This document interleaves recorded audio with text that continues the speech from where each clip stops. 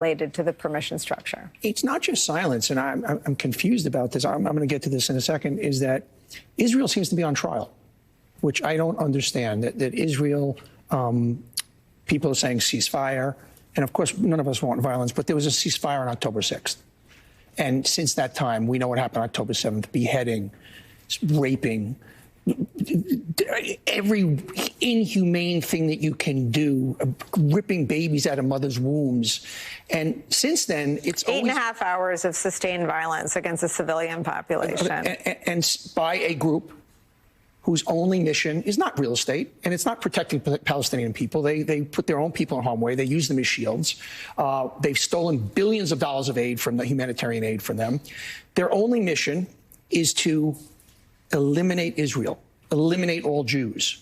That's it. That's their mission. And yet, constantly, Israel seems to be on the defensive about explaining what they're... Now, obviously, Israel has to be very careful and has got to do things surgically, but no other group goes through this scrutiny. I mean, Joe Scarborough, our dear friend, had an amazing talk the other morning where he said, can you imagine if Mexico came in and Mexico had just did the same thing to us? Would people be saying restraint, restraint? And I also wonder, and this is going to bring me back to the college campuses, all the pro-Palestinian, where were the pro-Palestinian chants when Palestinians have been oppressed in other areas? How is this pro-Palestinian, or is it simply anti-Jewish and anti-Israel? Which comes back to the campus and what's happening at the same time after Jews were attacked. It's elevated. And I need to read the things because it's not just rhetoric. This is what was on the Cornell bulletin board last night. If you see a Jewish person on campus, follow them home and slit their throats.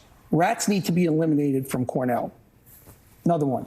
If you see another Jew on campus, if you see a pig male Jew, I will stab you and slit your throat. If I see another pig female Jew, I will drag you away and rape you and throw you off a cliff. And it goes on and on and on. There's a level of hatred, and I want to draw the line back to why Israel is in the defensive position after being attacked, because it's about anti-Semitism and it's about the hate towards Jews that is now surfacing in this country. So I have a school-age child who's learning about the Holocaust, and I think the Holocaust is taught as part of this commitment, right, that it should never happen again. And it usually elicits questions, and it's usually part of a curriculum. It usually makes people ask, especially young people, how did this happen? How did people not do anything? I think we have this real, tangible illustration of how it happened. It's so heartbreaking. I have every Jew I know is calling me and terrified for the first time in their life being Jewish. They feel it. You know, when you are a generation away from the Holocaust, from the annihilation of 6 million Jews being Jews, there's something that goes from generation to generation. And people are feeling something in their stomachs in this country they've never felt before. And they're terrified. And I mean, just on the way here, somebody sent me a swastika that was drawn on a little candy store, a little shop in Montauk. It's every day. It's everywhere. Columbia just came out, and their 100 faculty members endorsed students who said the militants had a right to do what they did. They didn't even call them terrorists, that Hamas militants. There is something that, for some reason, evil is not graded the same way when it's against Jews and it's against Israel. And I don't understand that. I do understand it. What is it? Anti-Semitism. There's something about that, for some reason, Jews as a group, as a minority, there's 15 million in the world.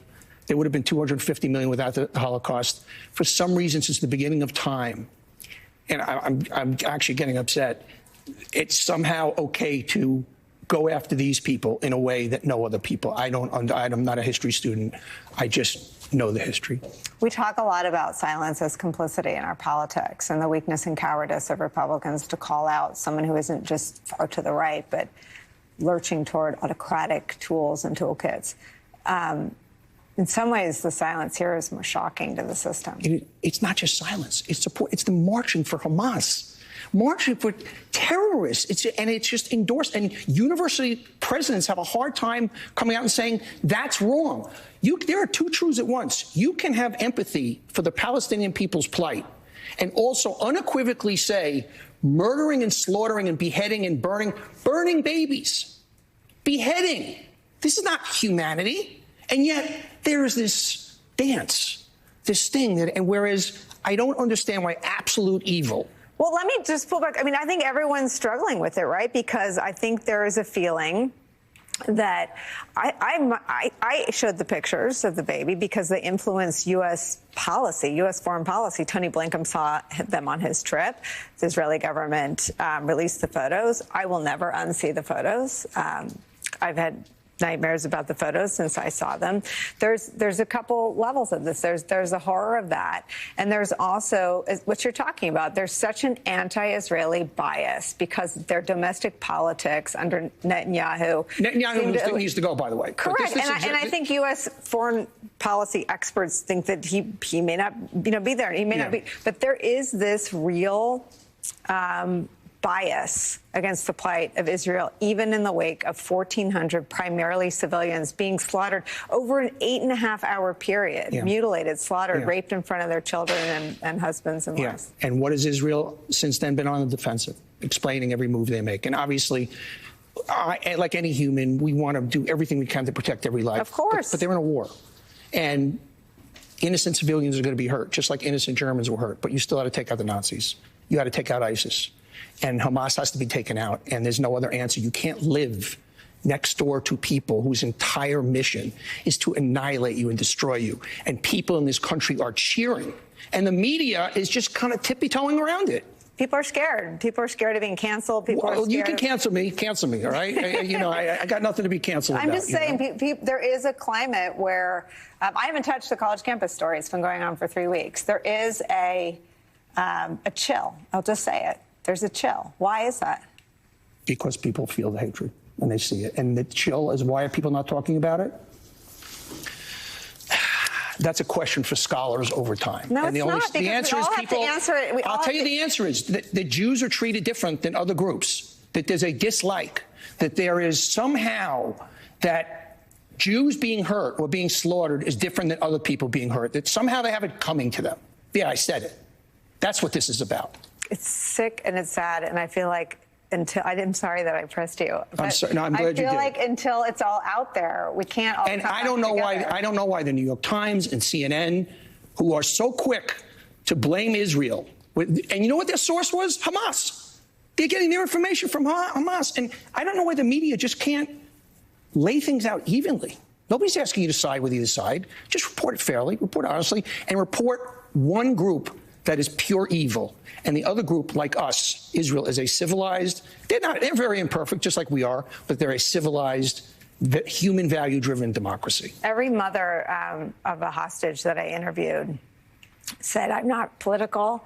I want to live in peace next to my neighbors." They didn't have political agenda, but Israelis want to live in peace. Hamas doesn't.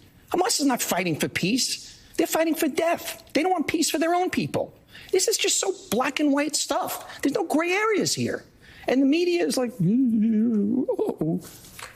Well, not anymore. Not here. Thank you. Thank you. I think you gave voice to something that I've heard a lot for the last 3 weeks. Thank you very much. A quick break for us. We'll be right back.